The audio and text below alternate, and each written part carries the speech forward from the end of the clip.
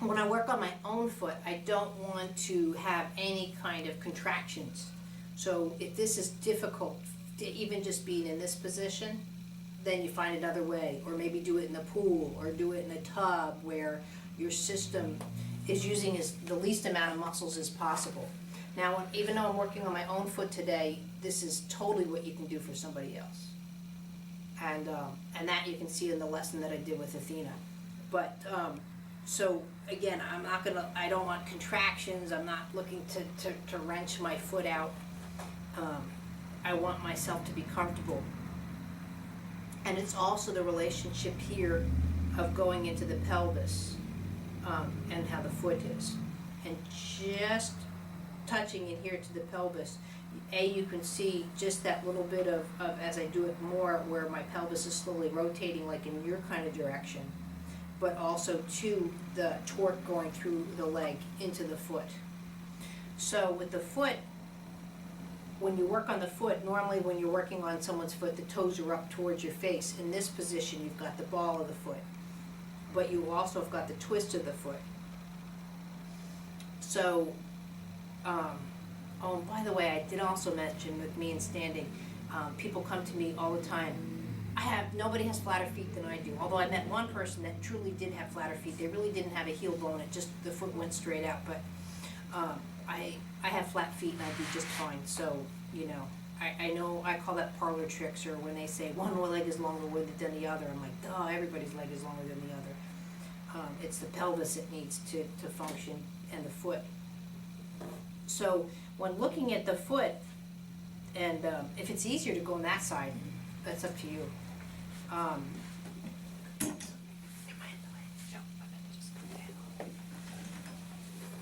With the foot, you can bring your chairs around, you don't have to worry about that.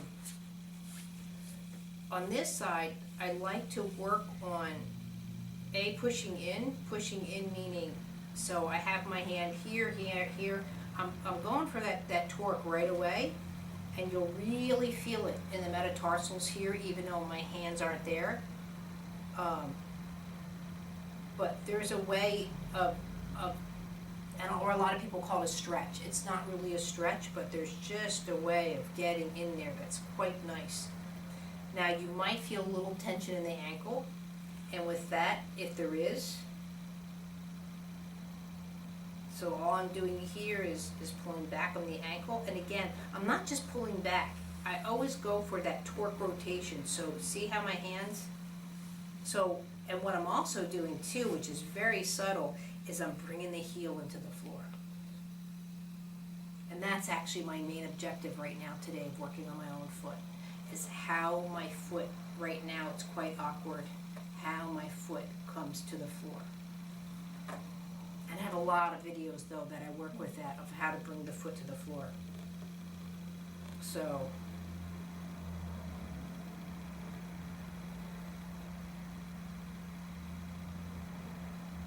but in this position, like I said, you can really work on the movement patterns through the foot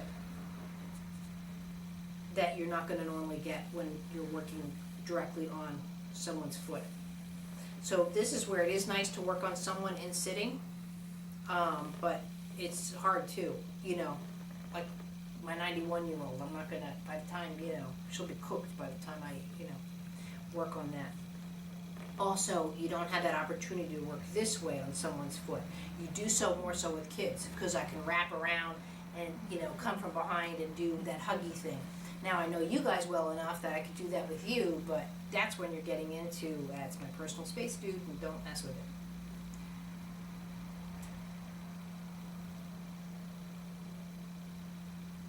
Yeah, that would be kind of hard if you were doing it in front of them. Like if I knew So now I'm just going to go back in again, just right into the groin. For most people too, this is, since I'm working on myself, it's a tad different.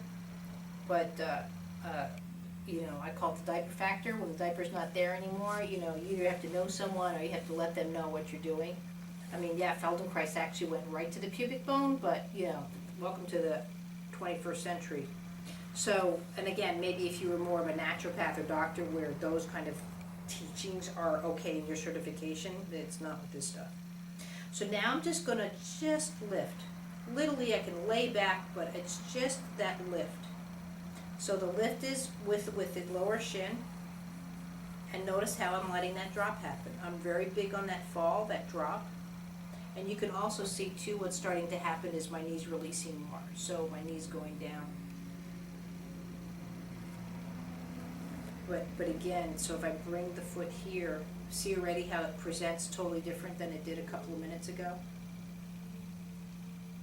Does that make sense? Any questions?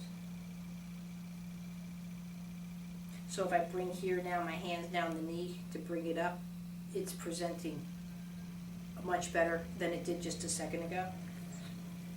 So now I'm going to go back again. It's the same movement, it's different now because my foot's different.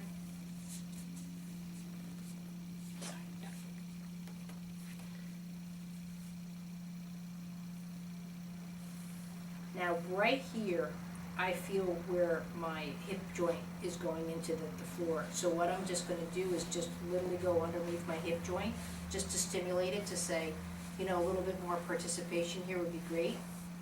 Sorry that that's not parts on the video, but basically I'm feeling my ass. And just again, to have that stimuli, and then I'm just going to go back and just see if that got changed anything or got any different. Notice too now I can bring my foot a lot closer to work on it this way if I wanted to than just.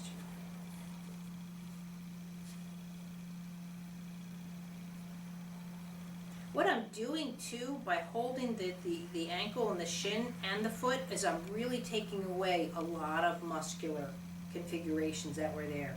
We've all sprained our ankles, I'm sorry, you know, that's just life. We've all, you know, jammed our toes or hurt our foots or whatever.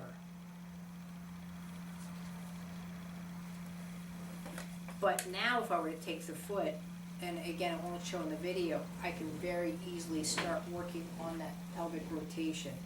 So if I took this foot and did it, see it's just not the same, just from the changes, what's going on in the ankle. So now literally I can now rotate the foot and present the heel. So the toes aren't on the ground. I'm still holding my knee. So as I'm bringing the ball under, I'm bringing the knee up.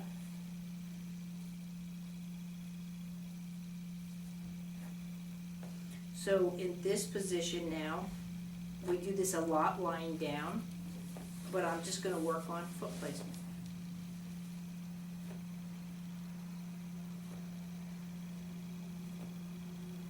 Right here is really critical because again, see now I can literally lift and side sit very easily with my foot. So I'm just under the shin and lifting up and then bringing back down. Now at this point, if I wanted to, I could very easily bring in props. I love this little half bolster. So again, lifting up through my knees. Actually, I'm gonna bug you. You think you can zoom out so I'll probably get more knee stuff? Sorry. That's okay.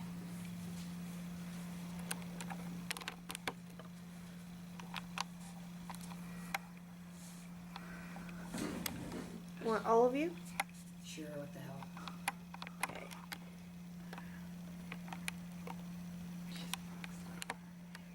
Everybody wants to see Michelle's face. That's what my husband's going wrong for that very reason. Stop it. So with this point too, with this prop, I can lift and bring down so I can work on the arch that way. If I want to,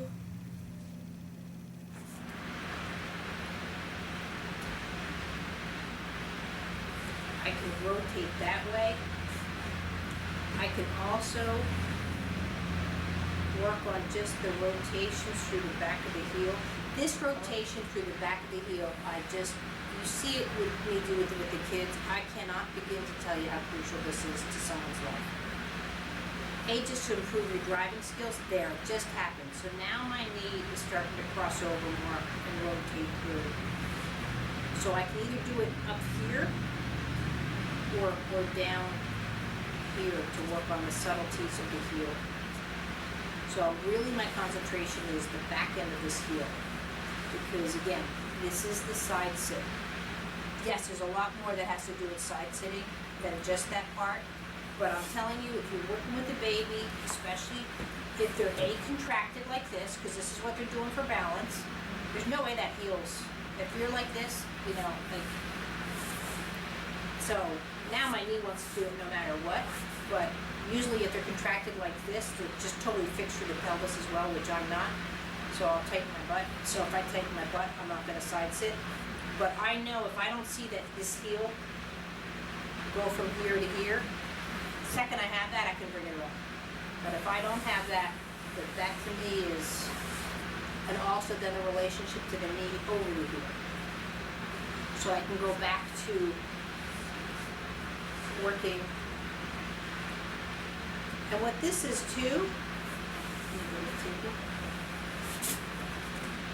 see this, and now going through the knee, immediately that just changed. Going up to standing.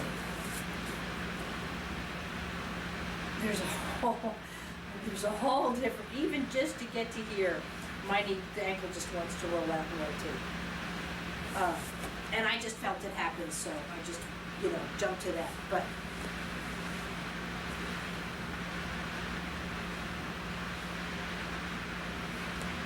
so now again, I can go back here. My knee's getting a lot lower to the table. I can now come much more over my pelvis, just from that. So if you look at this side, see I'm up here to work on my foot, to come down like this. It's just different. To come here now, I'm much more over the foot. So now I really can work. And it's a lot of the principles like Feldenkrais has of pushing into the table to get to the release.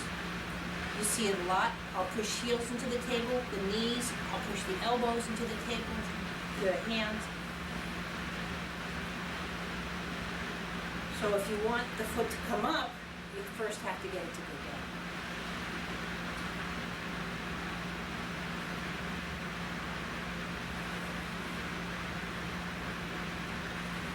So now I can go back to the original move now, and now you can see how the heel is presented before in a different way. So now at this point, I could bring, if I wanted, my round cylinder and work on, and this is balance. I don't have to get on the floor and do it. Just working on a rotation or something like this where the mechanics, or with my toes, I can get into fine motor skills with the toes. One of the things I had to do for therapy when I was a kid, and it hurt like hell, I had to lay on the bed and pick up marbles with my toes and move them over. I can't even begin to tell you the cramping in my feet. It was supposed to strengthen my arch to get an arch. They actually wanted to put in artificial arches into my feet, which I don't think they do this surgery anymore, thank God, because then I really would have needed this work. But at least my mom was like, I can't do surgery on her feet like that, so she backed out. But I used to go to a very big pediatric foot specialist in New York City. You had to take the bus and go in. So now you can see literally how my foot will just torque like a dish towel.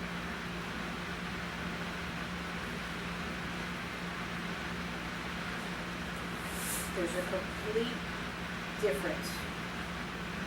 And again, my foot's still flexible, but and now what I can start doing too is working on the whole extension. One of the things that I like to do, which we really don't do, pull my finger, it's that complete extension through. I should be able to reach with my fingers. I should also be able to reach with my toes.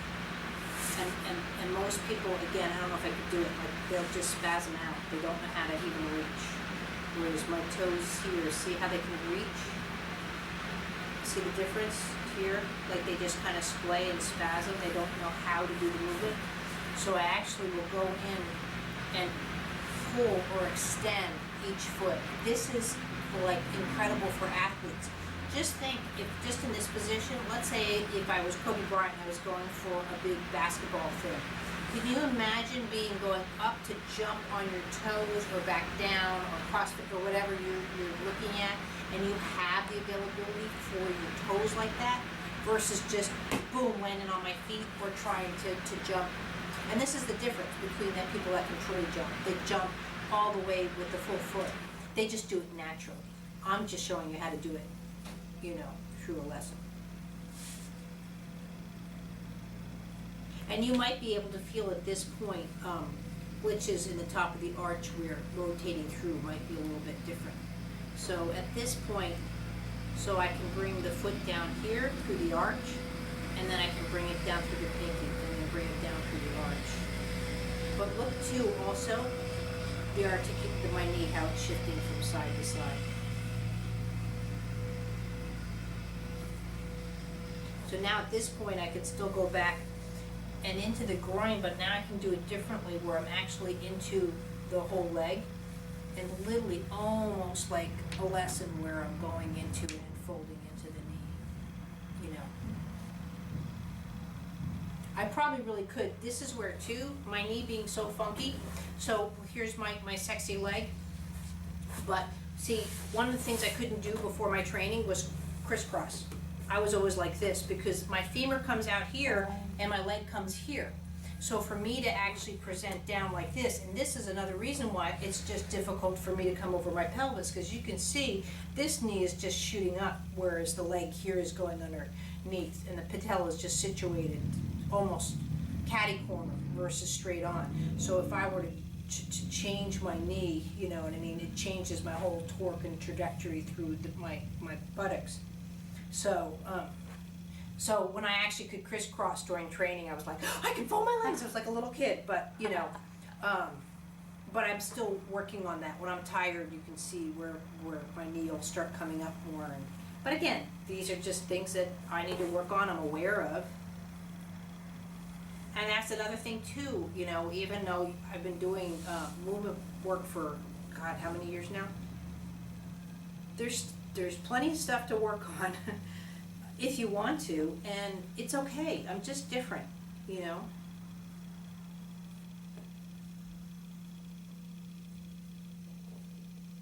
Anyone that's familiar with this work is going to see 50,000 things in myself. So I'm going to interrupt that though.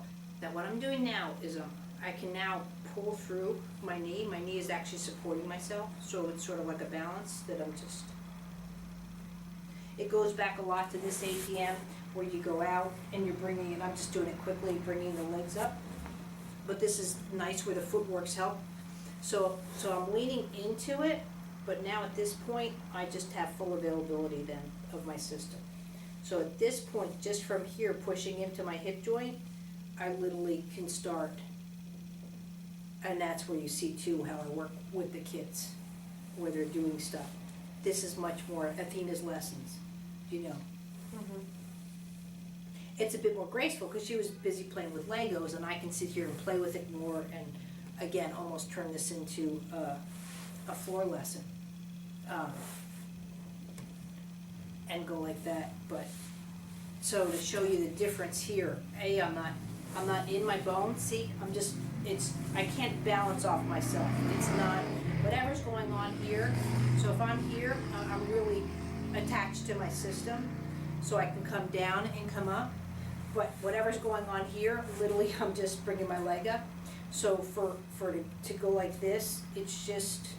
So even if I sway back and forth, it's just different. I haven't worked on that. And see too, my foot just is actually holding itself. It's coming in. Versus, see how the gravity is a tad different on this foot? You tell them to help. So, but see how I can just wiggle? See how it's different. The heels is although I hate to use the word fixed, but it's tucked under.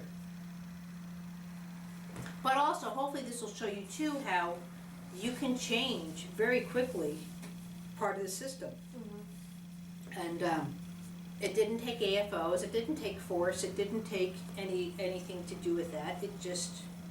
It is what it is. So I'm going to work on all three of you in sitting to show you variations on how to do this with your kids or something. Big kids, little kids. Although I don't know if you can do the bear hug ones with any of your boys. No. My, yeah. This might be good to like 5'6", but not 6'6". So, and again, I mean, I can, as always, I can go on for hours and hours, but see, now also I can do this. And this, with a child or whatever, and eventually, go up like that. Whereas this leg, it's not there. My pelvis is not in with the movement versus here where the rotation is just gonna be natural with the foot. Yeah, okay. That's okay. You can ask a question. No, I maybe I answered my own question, so I'll just. I can even feel, gosh, when I'm down like this, how, Your arch. So what about the, but the way the foot's hanging. Mm-hmm. so then, I know there's a lesson where you're like behind. So is that like this, what you just did would be like a pre to be able to move back and then. Oh, yeah, Move especially with the one where you're actually going to the W sitting and Right. stuff. And also, or the ones that bug you the most or you're used to, when you grab your ankles. Let's see if I Yes. can do it. And, boy, you can hear my knee crunch on that one. But, so I guess there'd be So every once implication, you do because what- to me, yeah, your you do your what- foot is your body. If I only had one body part, it would be your feet. So if you change the feet, you have to change the rest of your system. I mean, it's just mathematical. There's so many bones that I've just worked with, so just increasing the movement of the foot function, how it increases your body functions, but also, so again, it's pure mathematics of it. So if I've just, given this foot, I don't know, 64 new movements, translate that through now my knee's different, my hips, all of that. So now I just have more options, but it's got to change everything. Your feet are the most unrecognized body function, and even like I'm sure right now, if I were to stand up, I'm much clearer at standing. That wasn't even, I didn't have to think about standing up on your feet versus, and then coming down, And am I gonna wanna go to the right foot? Absolutely, versus the left, then it's gonna have organization's influences that way, but. Let's put it this way, it's like omega-3, can't hurt, Right. For worst case, you get nice hair and nails, but I'm telling you, you're having feet it's like having, like, your teeth. It's like, brush your teeth for the rest of your life. I mean, you don't want someone else's teeth in your mouth. Same thing with your feet, when it starts, they get gnarly real quick. And once they start going that way, I can always improve my back just to allow bunions to start to form or any of those kind of functions. It's really hard to pull back. Then it's just so much more work.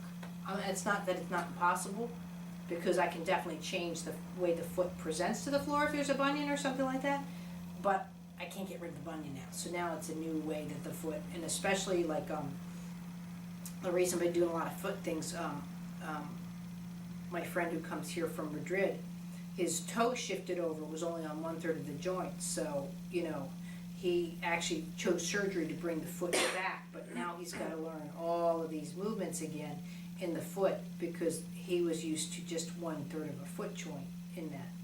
So, but it went over, so now. What about older people, and probably, like maybe CP kids with that pinky toe that starts to turn under?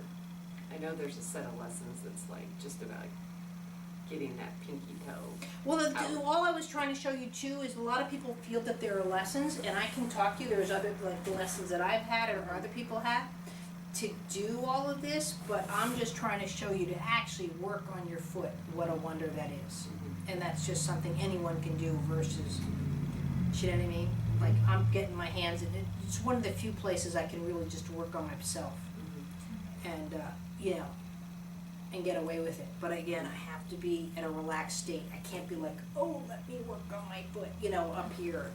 It needs to be. Do you see that in kids though? I know, I mean, if you look at old people's feet, you can see that toe. Do you see that? Well, there's lots of kids things with that happen with that the toe. feet. What happens with the feet, if the balance is off, is you get the startle. So the big people, usually the big toe goes up, they'll startle. But depending on the severity of the cerebral palsy, what happens a lot and really needs to be addressed at right off the bat is that it's the easiest IV is through the ankle. So they're in the hospital and stuff, and now the whole foot's IV'd, and so you get the lack of mobility.